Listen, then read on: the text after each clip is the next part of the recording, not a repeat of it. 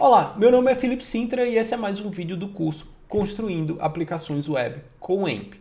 No vídeo anterior, a gente converteu a nossa primeira página HTML em um conteúdo AMP. A gente viu aí que algumas tags dentro do HTML, elas são forçadas a utilizarem componentes AMP. Uma delas é a tag IMG. A tag IMG ela é forçada a gente converter em uma tag AMP-IMG por algumas razões. A primeira é a questão de performance, porque o AMP JavaScript ele vai fazer tanto a questão do resize da imagem, como também prover o tamanho correto. Então o componente AMP-Image ele faz o lazy load para a gente automaticamente das nossas imagens. Então isso é um recurso muito legal que a gente consegue aí disponibilizar a primeira visualização para o usuário com mais agilidade, porque ele vai priorizar os itens que estão sendo exibidos na tela. Perfeito? Então essa é uma das funções que a gente consegue com o componente AMP-IMG. Nesse vídeo particularmente, a gente vai fazer algumas correções no nosso layout. Então vamos agora dar uma olhada no nosso browser e lá a gente vai ver alguns pontos que a gente precisa corrigir. Já no nosso browser, quando a gente fez a migração do nosso estilo para o estilo inline do AMP, a gente perdeu referência de alguns itens. Foram os dois limões aqui que a gente tinha um do lado do outro e também os itens que a gente tinha, os SVGs que a gente tinha em nosso menu. Então se a gente for dar uma olhada no nosso código, não na caipirinha, mas no nosso código, agora a gente não tem mais o estilo dentro da pasta Assets. Então agora a gente adicionando um novo caminho Assets, né, a nova pasta, verificando o conteúdo, agora sim a gente já consegue ter a visualização do nosso limão. Então agora vamos para o limão inteiro e o meio limão, fazendo o mesmo recurso, não 2 pontos mais 1 ponto, salvando. Agora sim a gente corrigiu ambos os casos.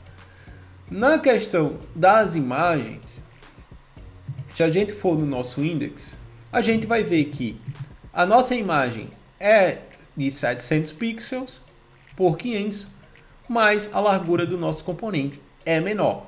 Como é que a gente força a nossa imagem a respeitar essa região?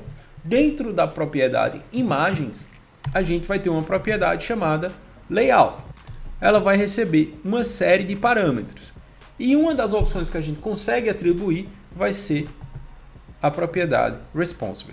Fazendo isso, a nossa imagem consegue agora respeitar o container em que ela se situa. Então eu fiz a correção para ingredientes, eu também posso fazer a correção para a imagem principal, que é a imagem da caipirinha. Então aqui, só quebrando a linha para a gente ver as propriedades, agora sim a gente tem aí as nossas imagens respeitando o nosso conteúdo. Então isso é um dos recursos que a gente pode fazer. Tem outras versões de layout, então a gente pode ir na documentação e verificar quais opções que estão disponíveis. Mas se a gente der uma olhada na documentação, eu tenho os formatos fixo, eu tenho os formatos altura fixa, como também o formato não exibir, o no display. Então, esses formatos específicos, cada um vai ter aí uma utilização que vai nos ajudar em determinados momentos. Nesse caso, eu quero que o meu container seja responsivo, ele só respeite a região em que ele está situado. Além dessas propriedades, eu consigo também utilizar propriedades que já são pertencentes à tag IMG, como por exemplo a tag alt. Então eu posso chegar aqui e dizer que essa é uma imagem de uma caipirinha. Feito isso, se a gente inspecionar, a gente vai ter uma imagem sendo renderizada com alt a imagem de uma caipirinha. Então o texto alternativo ele vai ser incluído da mesma forma.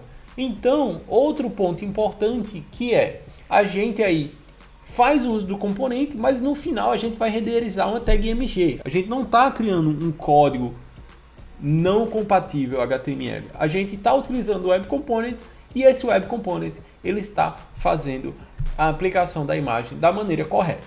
Então, se a gente perceber também, agora que eu estou inspecionando o meu conteúdo, o que a gente pode fazer um segundo teste é simular uma conexão lenta e ver como essas imagens se comportam. Então aqui dentro do meu DevTools, eu vou pedir para ele simular uma conexão lenta e a gente vai fazer o teste e ver como é que o nosso componente vai se comportar. Se a gente der uma olhada, a gente tem o container lá, já ocupando a região que a gente quer. A gente tem um GIF sinalizando que a gente está fazendo o preload daquela informação e o carregamento dessas imagens vão ser feito aí de forma assíncrona, mas priorizando os itens que estão sendo exibidos na tela. Se vocês notarem aqui, ele tem uma diferença entre os primeiros itens e os últimos itens. Os últimos itens eles iniciam com um gap maior. Por quê? Isso é um recurso feito pelo Lazy Load. E se vocês notarem aqui, depois de todos os itens, a gente teve a caipirinha Step 5 sendo carregada. Por quê? Porque ela não está sendo exibida na tela. Então a prioridade de carregamento dela vai ser muito baixa. Então a gente viu aí o Lazy Load funcionando. A gente consegue ver a diferença do carregamento dos itens no nosso waterfall. Esse recurso só é disponível porque o AMP.js faz o Lazy Load do carregamento desses itens. Então esse é um recurso interessante. Um outro recurso que a gente também pode ter, exemplo, eu forcei aqui, eu fiz de propósito uma seguinte ação. Eu selecionei uma imagem WebP para as duas imagens principais. O WebP é um novo formato para imagens. Ele é bem menor, ele chega a ser 30% menor do que um JPEG, mas ele não é suportado pelos browsers atualmente. Não todos os browsers, mas 80% dos browsers. E nessa lista de 80%, os browsers que estão fora são o Safari e o Internet Explorer 11. Então, eu estou usando o meu Mac aqui, eu posso fazer esse teste com o Safari. Vou abrir o Safari, vou copiar o endereço da nossa aplicação, vou no Safari e adiciono lá a URL. Quando a gente carrega, a gente não exibe a imagem. Por quê? Porque o Safari não suporta o WebP. Você vai me perguntar, tem uma solução para isso? A resposta é sim. Com o componente AMP-MG, a gente também consegue fazer o fallback dessa imagem. Então, o fallback vai ser bem simples. O que eu vou fazer é, eu vou duplicar essa imagem e vou colocar um componente dentro do outro. Pode parecer estranho, mas esse é o formato que o AMP trabalha para reconhecer uma imagem de fallback. Dizer, primeiramente ele vai tentar carregar o primeiro item, segundo ele vai verificar se tem uma imagem de fallback dentro do meu componente. Mas para isso, a gente vai precisar especificar como uma imagem de fallback. Então eu vou adicionar a propriedade fallback na minha imagem. Feito isso, eu vou passar um novo formato, que vai ser o JPG. Mas esse formato eu já adicionei em meu projeto. Você precisa exportar os dois formatos.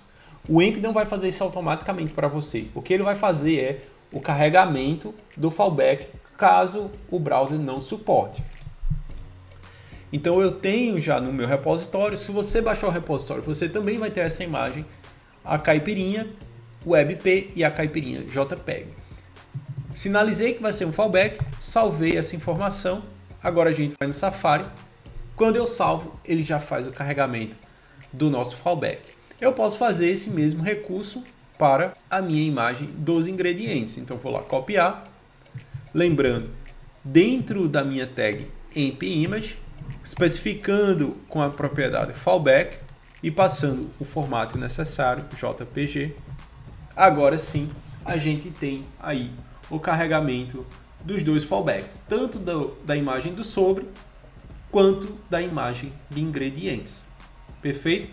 Então os passos necessários, se eu quiser fazer também os steps responsivos, é só adicionar a propriedade layout responsive nas minhas imagens. Então vou lá nos steps, então para cada item